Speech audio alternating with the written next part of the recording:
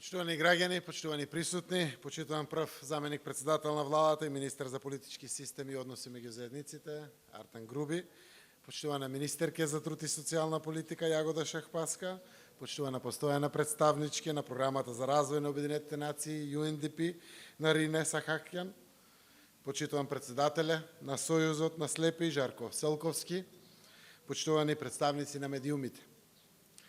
Со особено задоволство денеска присуствувам на представувањето на софтвер апликацијата, која на над 3000 слепи и лица со оштетен вид за прв пат ќе им овозможи пишан текст да го слушат и разберат во аудио верзија.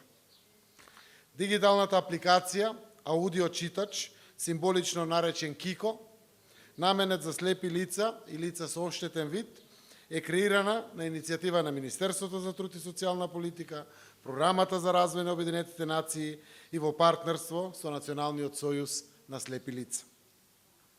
Оваа апликација, која е лесно применлива за сите возрасти, користејќи го системот претварање слика или текст во глас, ќе овозможи непречена комуникација, непречено движење и целосно вклучување во општеството и достоинствен живот на оваа ранлива категорија наши сограѓани. Апликацијата е бесплатна и достапна на македонски јазик, а во тек е изработка и на неговата албанска верзија, која ќе биде достапна за неколку месеци. Нашата земја во 2011 година ја ратификуваше Конвенцијата на Обединетите нации за правата на лицата со попреченост и оваа влада целосно е презеде врската. Како членка на Обединетите нации да работиме постојано на имплементација на истата конвенција. При тоа, обезбедувајќи еднакви права и можности за достоинствен и независен живот на лицата со попреченост, како и на останатите граѓани.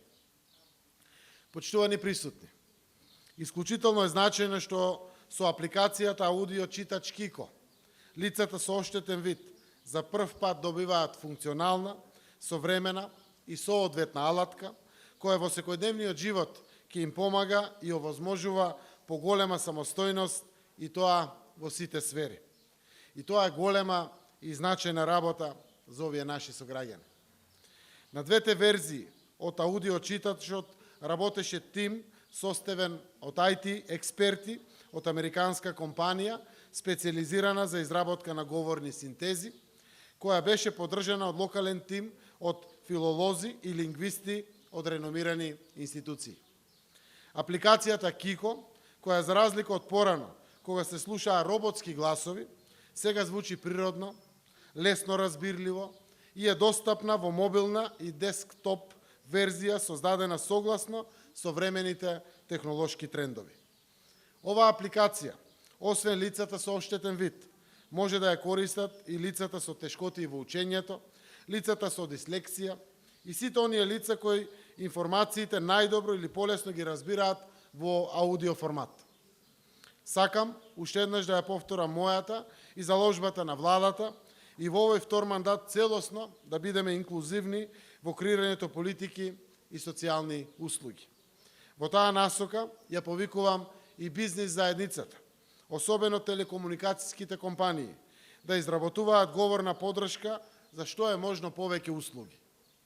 Апликацијата Кико може да послужи како основа, односно како база, врз која можеме да се надградуваме и да надградуваме други програми, со чија помош на лицата со попреченост ќе им се овозможи еднакво да учествуваат во градењето на едно здраво и напредно општество и на социјален и на економски план. Да работиме заедно, уште повеќе за надминување и на најмалите бариери во насока на обезбедување еднаков пристап до образование, вработување, здравствен, социјален и културен живот на еднаква основа за сите граѓани на нашата земја. Благодарам.